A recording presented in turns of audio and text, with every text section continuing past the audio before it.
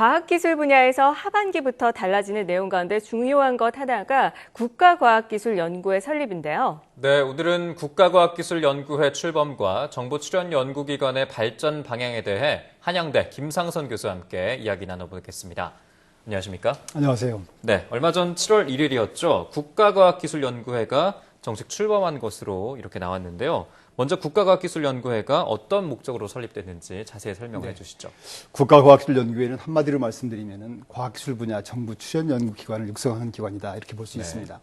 현재 그 정부 출연 연구기관은 키스트를 비롯해서 각 분야별로 한 30여 개의 기관이 있는데요. 그동안에 이제 기술개발 단계에 따라서 기초기술연구회, 산업기술연구회, 이 양대 연구회가 있었는데 운영 과정에서 이제 여러 가지 그 문제점들이 좀 드러났습니다. 가장 큰 문제점들로 볼 때는 이제 이 기술 분야 간의 융복합화가 중요한데 양대 연구회 간에 담이 쌓여서 협동 연구를 저해한다든가 또 어떤 기관은 왜 이 연구회에 있지 이렇게 성격이 안 맞는 그런 것도 있고요. 또 양대 연구회가 이제 예산이라든가 조직, 운영 이런 것들이 다 비슷한 업무를 중복되게 하는 경향이 있습니다. 그래서 차제의 여건 변화에 따라서 이거 하나로 묶어서 국가과학기술연구회를 만들어서 좀 체계적으로 지원하자 그런 측면에서 새롭게 발족된 기관입니다. 네, 그렇잖아도 요즘 여기저기서 정부 출연 연구기관에 대해서 발전 방향 이 부분을 놓고 논의가 많은데 여기에 대해서 어떻게 보십니까? 네, 그런 게 참 많은 것 같아요. 최근에 이제 국회라든가 한국과학기술단체 총연합회 이런 곳에서 정부 출연 연구기관의 발전 방향 이런 거에 대해서 논의를 하는데요. 각계의 중지를 모은다는 측면에서는 참 바람직한 일인 것 같아요. 다만 사공이 많으면 배가 산으로 가잖아요. 그쵸. 또 선무당이 사람 잡을 수도 있고 이걸 출연연구소의 정체성을 잘 모르는 상태에서 잘 이해를 못한 상태에서 대책을 만들면 오히려 연구 현장에 혼란만 초래하고 굉장히 좀 불안하게 갈 수가 있는 것이죠. 그래서 이런 걸 하기 위해서는 가장 먼저 출연연에 대한 정체성을 분명히 이해하고 대책이 만들어져야 의미가 있다 이렇게 말씀드릴 수 있겠습니다. 네, 지금 말씀하신 것처럼 정부 출연연의 정체성이 제대로 확립돼야 된다라고 말씀해 주셨는데 그렇다면은 지금 보시는데 가장 좋은 정체성이 어떻게 돼야 되는 거고 또 우리나라 과학기술 발전에서 얼마만큼의 역할을 했으며 또 앞으로 어떤 역할을 해야 될지 간략하게 설명해 주시죠. 정부 출연 연구기관을 한마디로 말씀드리면은 해당 분야에 하나밖에 없는 국가연구기관이다 이렇게 말씀드릴 수가 있습니다. 원래 이제 지금 그 천문연구원이 원래 소속기관이 천문대였고요. 또 원자력연구소는 원자력청이었고 또 지금 지질자원연구원은 지질자원조사소였고 이게 다 공무원 신분이었습니다. 근데 공무원 조직이라는 것이 이제 인원한 사람들이 있는 문제라든가 조직을 바꾼다든가 또 성과에 따라서 돈을 더 준다든가 이런 것들이 굉장히 경직되게 운영될 수밖에 없습니다. 그래서 이제 과학기술계의 특성을 감안해서 유연성을 주기 위해서 만든 게 정부 출연연구기관이고요. 정부 출연연구기관이 이제 66년에 한국과학기술연구소가 만들어질 때만 해도 사실 과학기술 황무지였습니다, 우리나라가. 근데 최근에 와서 이제 각 분야에서 세계 10위권에 다 들어있지 않습니까? 어떤 건 뭐 5위권, 1위권. 출연연구소가 그동안에 대한민국 과학기술 발전을 위해서 결정적으로 기여해왔다고 생각할 수가 있겠습니다. 네, 정말 과학기술의 황무지였던 우리나라의 과학기술 발전을 위해서 정부 출연 연구기관이 선도적이고 결정적인 역할을 했다 이런 말씀을 해주셨는데 그렇다면 앞으로의 역할은 어떻게 해야 한다고 보십니까? 네, 출연연구소가 이제 그동안에 여건들이 많이 바뀌었어요. 예를 들어서 말씀드리면 과학기술 발전이 이제 가속화되고 융복합화되고 또 정부 투자가 예전에 뭐 100억, 몇십억 단위에 있던 것이 지금은 금년도만 해도 정부 투자 규모가 17조 7천억입니다. 그래서 민간 섹터를 포함시키면은 약 55조 원. 이 규모가 절대 규모로 보면은 전 세계 6위권입니다. 또 GDP 대비 기준으로 보면은 4.36%로서 국방을 빼면은 세계 1위고요. 그래서 이렇게 여건이 많이 바뀐 상태에서 그럼 출연연구소가 어떤 역할을 해야 되겠느냐. 그러니까 지금 기업연구소만 해도 지난달에 기업연구소가 3만 개 돌파했습니다.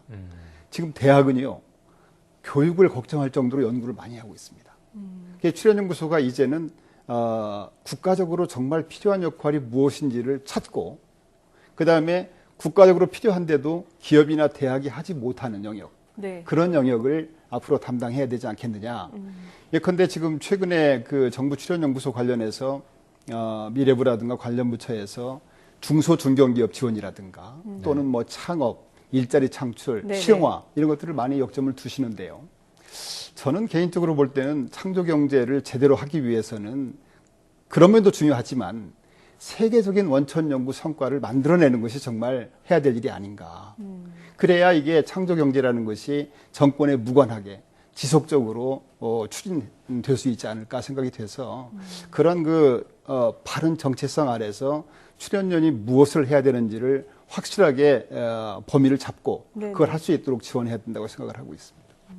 네, 그렇다면은 정부 출연연이 이렇게 새로운 역할과 또 그 역할을 제대로 수행하기 위해서 새로 신설된 국가과학기술연구회가 어디에 좀 중점을 두고 이런 역할을 수행해야 한다고 보십니까? 뭐 여러 가지가 있겠죠. 네. 그중에 한 서너 가지만 말씀을 드리겠습니다.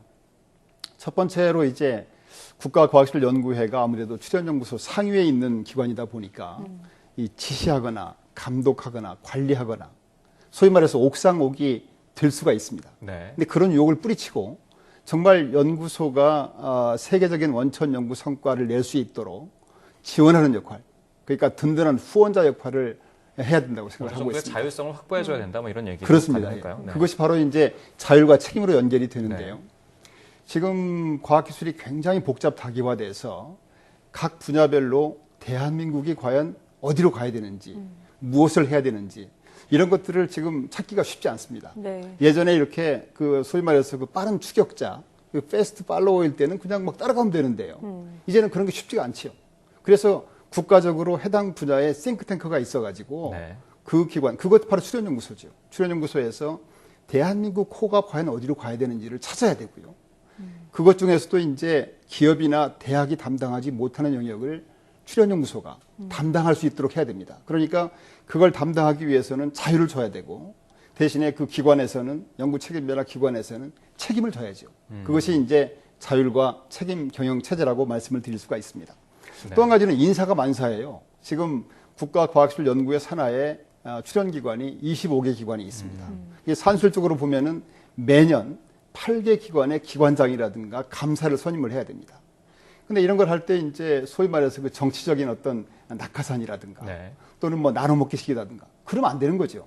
출연연 기관장 임기가 3년밖에 안 되는데 그런 분들이 갑자기 오셔서 출연연 잘 이해도 못하는 상태에서 3년 금방 갑니다. 그렇죠. 그래서 출연연구 기관이 무엇을 하는 기관인지를 분명히 이해하는 사람이 와야 되고 네네. 출연연 연구 여건을 알고 지원할 수 있는 그런 사람들이 와야 되기 때문에 인사가 정말 굉장히 중요한 것 같아요. 네. 마지막으로는 역시 과학기술은 사람이 하는 거기 때문에 연구 현장에서 정말 신명나고 안정되게 연구할 수 있는 분위기. 출연연이 밖의 어떤 영향으로부터 휘둘리지 않게 이걸 막아줄 수 있는 그런 것들이 굉장히 중요하다고 생각을 합니다.